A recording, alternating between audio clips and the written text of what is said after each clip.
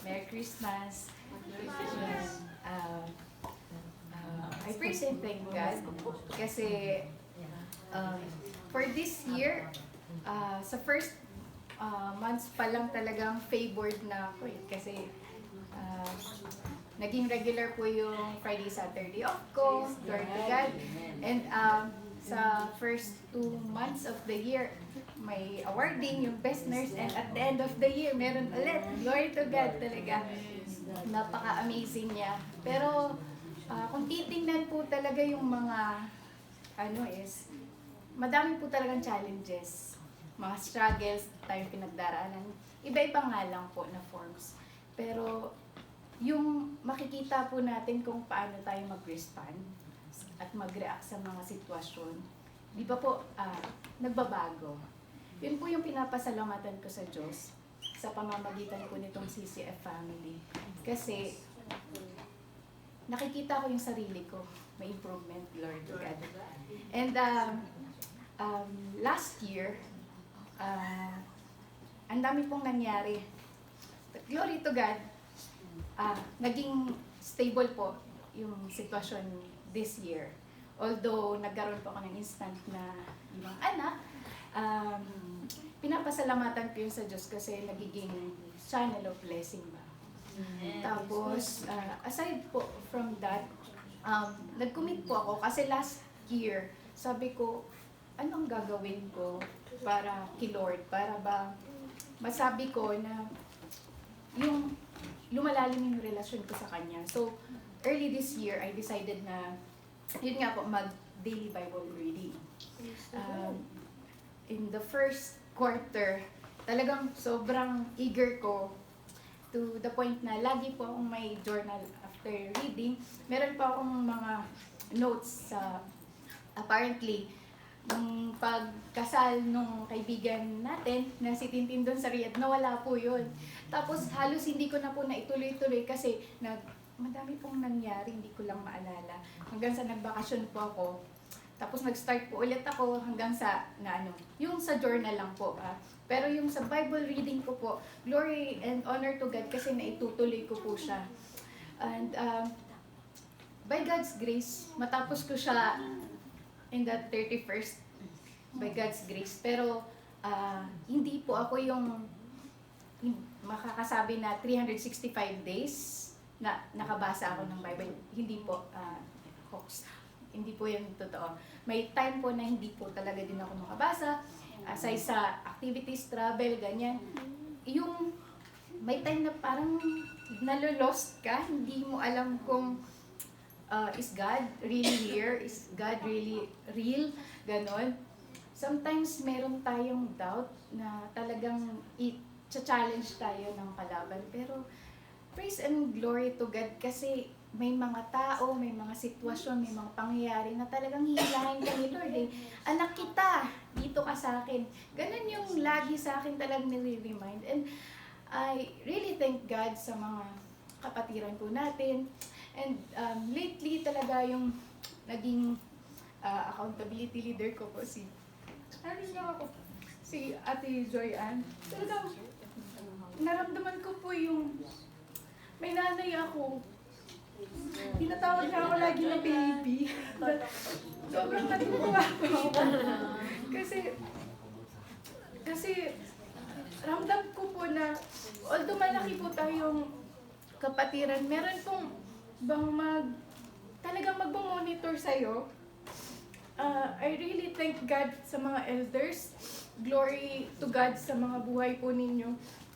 And let's continue to pray to our leaders po. Sobrang blessed ko po. All glory to God. Amen. Sa Teresa, ano daw? Kakanta po yan. Kakanta na kasi. Hindi ko kaya.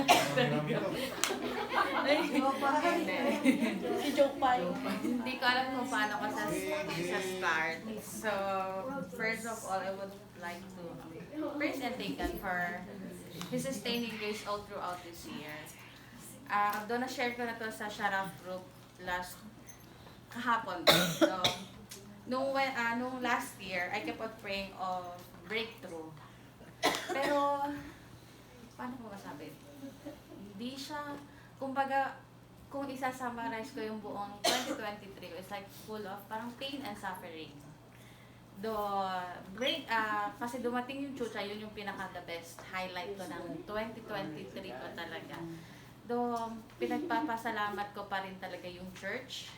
Kasi kung wala siguro yung church, hindi ko alam kung saan ako pupulutin.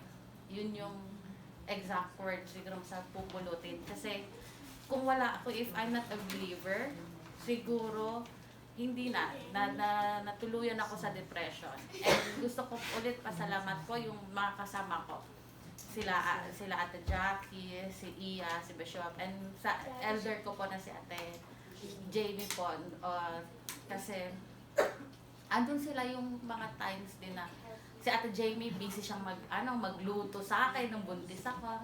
Tapos yung mga sila Ate Jackie, na doon nakwento ko na yan, na kapag naglalaba ako, nakakalimutan ko sa pagod, tapos kita ko nakasampay na yung damit ko. So, alam mo yun,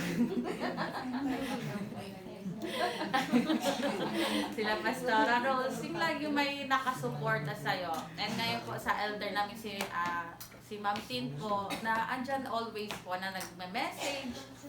And thankful din po ako kasi si Ate Jamie po yung binigay sa akin na lifetime prayer. Kasi I'm comfortable with her na mag-share.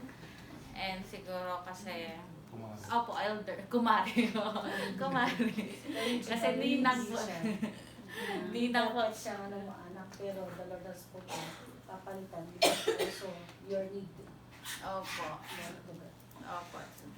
So, isa din po siguro yun na thankful ako. Kasi siguro po, kung si Colette, parang of course, hirap nga po akong mag-share ng mga mga suliranin. Yung mga problems ko.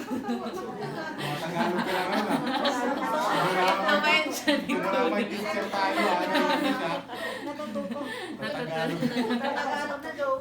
Simula kasi may teacher na English. Nagtagalog na ako kasi na-pressure. Naalala ko kasi po, ang prayers ko before is like, yun nga po, breakthrough, pero full of pain and suffering ang na-feel ko. Siguro, doon ko na-realize na baka Lord, hindi mo binigay na puro happiness yung buong 2023 ko. Kasi baka sa time na magiging happy ako, makakalimutan kita. So this time, I prayed and hoping na etong 2024 ko is like kahit anong pagsubok, Lord, trials, storms, I'm praying, Lord, and hoping na andun ka pa rin sa akin. Indeed, you are Emmanuel. All glory praise to you.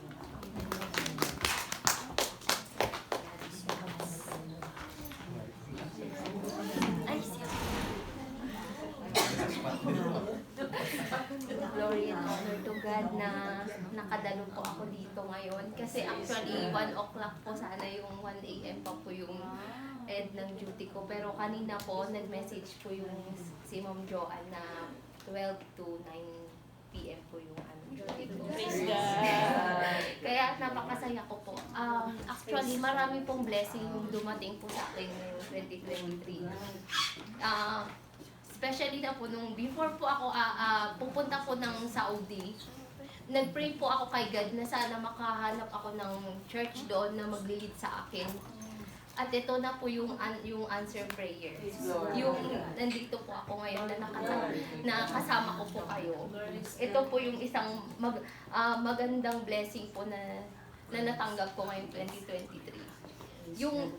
Yung dati po kasi hindi po ako talaga mahilig magbasa ng Bible.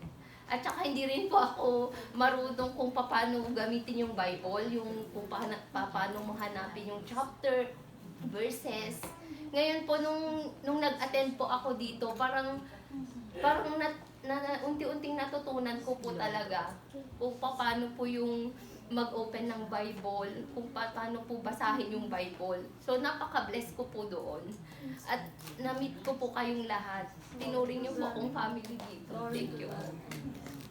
Tsaka, yung mga prayer ko po na yung makapasa po ako sa exam, yun po. At tsaka, although maraming trials po, maraming mga taong hindi parang nagtitiwala sa kakayahan ko. Pero si God yung nag-lift sa akin. Amen. Nagpapasalamat po ako doon. At maraming pong salamat sa inyo. Sana patuloy po kayong pagpalain ng Panginoon at sana marami pa pong soul yung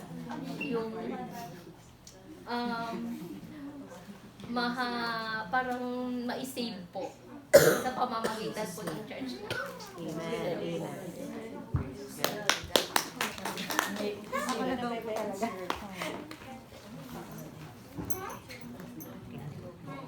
Hello po, Merry Christmas po and Happy New Year! And glory and honor to God po for everything, for His faithfulness and goodness to our life and to my life also po. Ang ano ko po is, ito pong year na to is simula nung si Ma'am Peos umalis ng sarap sa church po, no? Na it's a great privilege, no, to serve the Lord po, no, na yung accountability po na ibinigay niya po sa ating lahat, lalo na po mahirap po pala siya talaga.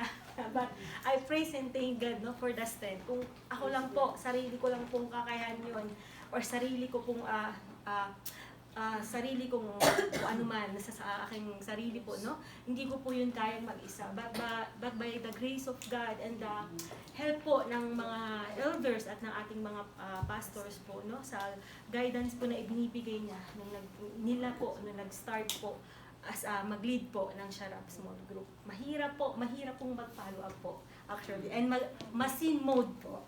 Nanay knows that one, no, parang yung puso mo parang iiyakan, baluluha ka.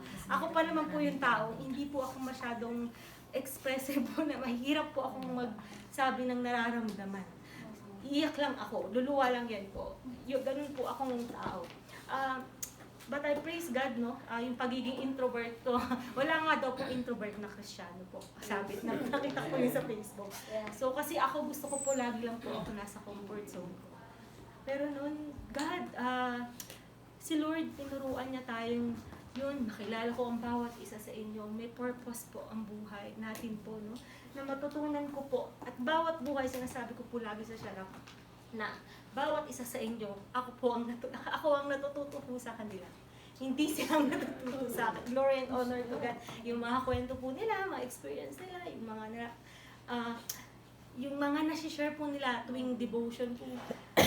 God, no, ang sabi ko kay Lord, ang galing mo po, Lord, you amaze me every day, Lord. No, sa lahat po ng pagpapala, sa bawat buhay, nakikita ko po kayo.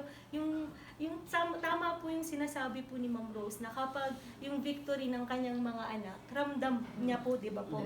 Yung nararamdaman ko po yun ngayon po nararamdaman ko po yun kapag may victory po. At kung may, sa mga kasama ko po sa Sharap at sa Jokobed po, no? Nararamdaman ko po yung victory at nasasaktan din po ako kapag nalalaman ko may nangyayari din po sa kanila. At tama po talaga yung sinasabi mo ni Ma'am Rose na talagang tayo po ay pamilya po tayo. Talagang dadalhin po natin ang bawat isa patungo sa Panginoon. Hindi, wala po ditong magbababa or wala po ditong maghihilaan po, pababa po. Lahat po tayo ay, ang goal po natin is ma-meet ang ating Panginoon face to face, no po? At lagi po tayong obedience po ang aking natutunan. Sa buong year po na to, talagang sabi ni Lord, obey lang anak, obey lang. Sabi niya lagi, akong bahala sa'yo kahit hindi ka matalino, hindi maganda boses mo. hindi ka hindi ka ganun kagaling magsalita, kulang naubusan ka lagi ng words, hindi mo alam ang sasabihin mo, but God teach me, no? Tinuruan talaga ako. God, give me the wisdom po. At lalo po yung bonding po namin ng church worker po, no? Kami pong 5 kasama po ang ating nanay po, no? Iba po talaga yung Holy Spirit. At saka iba talaga, hindi lang po ang Sharap, lahat po kayo, bawat isa po sa atin. Yung pagmamahal ng bawat isa sa atin is yung unconditional love ni Lord sa atin, sa bawat isa. Ramdam natin sa bawat isang nilalang po dito sa mundo. Lalo na sa CCF member po, no? And I praise and honor to God for each one of you. bawat isa sa inyo, natuto po ako for 2023 sa lahat po ng kwento ng mga buhay niyo. At alam ko po, hindi ko man kasama si Janus ito pong Christmas at sa coming po 2024, but I praise and I claim no po na in time, in God's perfect time, magkakasama kami. At hindi po yun, at alam ko po nga, hindi po ako nag-iisa. Lahat po kayo nandito. So, thank you sa lahat nagtatanong na kamusta ako at yumayakap lagi sa akin. At salamat din po sa aking partner sa workplace, si Ma'am Jackie. No? Praise God po talaga at everyday na kahit na alam ko nahihirapan siya sa akin minsan or na ano po kasi minsan syempre po hindi po ako ganun ka firm, hindi ako ka mahina yung loob ko, but pag nakikita ko po siya dapat, especially kapag quality dapat. So, praise and God, thank God po, no? Kasi marami po ako natututunan sa kanila po. And nagpapasalamat po ako sa ating Panginoon po. To God be all the glory. Amen.